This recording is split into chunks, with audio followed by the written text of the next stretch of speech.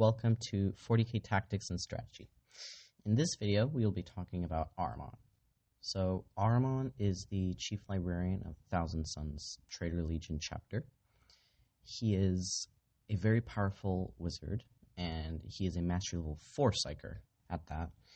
And I'll be talking about why you would want to use him in battle, the benefits he has, the small flaws that he has, and the cons. But mostly I'll be giving you reasons why you would want to have him in your army. So to start it off, he has access to all the disciplines in the rulebook, except for Demonology, Sanctic, because, well, he's a Chaos Space Marine, so he's evil. He also has access to all 4 powers in the Chaos Space Marine book, so to say, the Sinistrum, Heretic, Ectomancy, Geomortis powers, as well as the Tzeentch discipline. So what this means is that he can be a support hero, he can be a damage-dealing hero, he could really be anything you want. And because he's Mastery Level 4, he's most likely going to get most of the powers that you want in that specific discipline. So his staff is the main reason he is so expensive. And the staff allows him to shift fire, essentially the same Witchfire power, 3 times per psychic phase. So what that means is that a humble Doombolt, which is deadly enough at strength 8, he can fire that 3 times. And let's say he moves up in front of a Terminator squad, and he fires the Doombolt 3 times. That Terminator squad is kind of doomed, and it might actually be wiped out, because a Doombolt, because it's a beam, you don't have to hit. And because it's strength 8, you're hitting automatically, wounding on a 2+, and then ignoring the armor. And all they have is a 5-up and 1 save.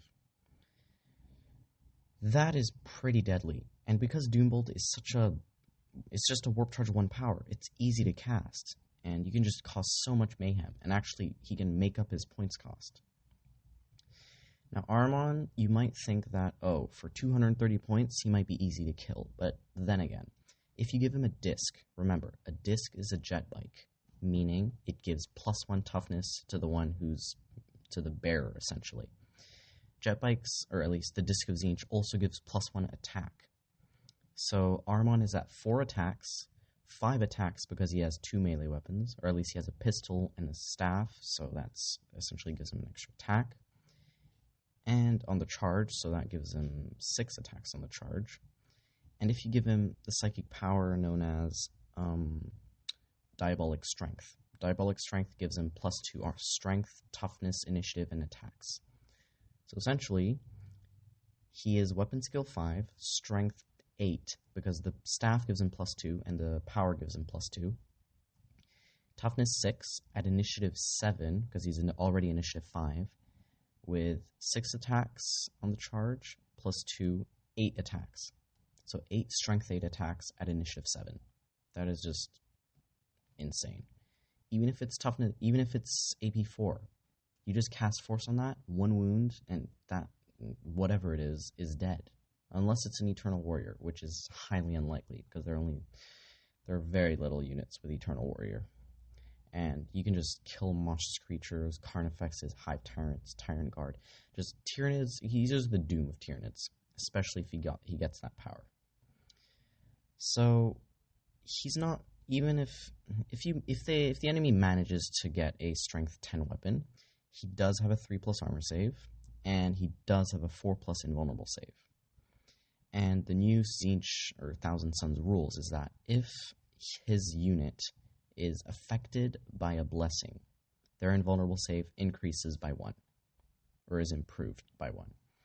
So powers like, if he's alone, and if he casts Empyric Shield on himself, Empyric Shield gives the wearer, Psyker, a 3+ invulnerable save. That is bumped down to a 2+, because he is alone, he is his own unit.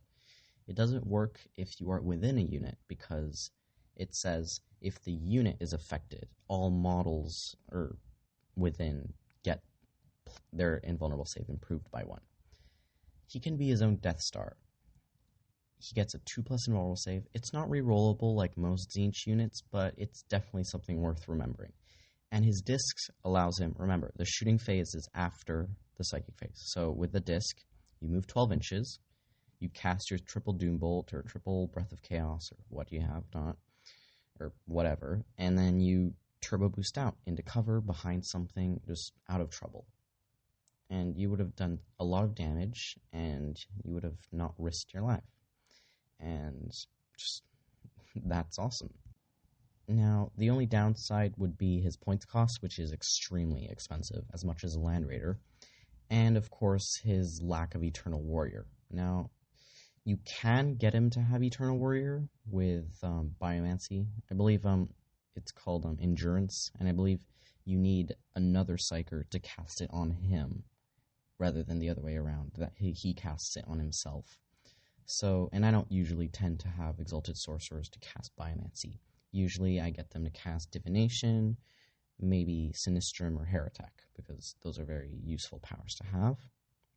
So that is a big downside, but I just think that the fact that he can cast the same power repetitively every single turn is just, it's too overpowered. And that he can get himself out of trouble in the shooting phase all the time. And if you really want to protect him and not have him be on his own, then get allies of demons, get screamers, and let him join the unit, because he is the same. There is the demonic alignment special rule, which means that you need to have the same mark or demon of each. So you have to be the same Chaos God. So that means that he can join a unit of screamers. He's the same unit type, so everything's fine there.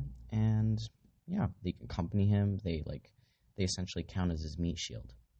And saves, yeah, it's useful. And they're fairly inexpensive. 25 points each.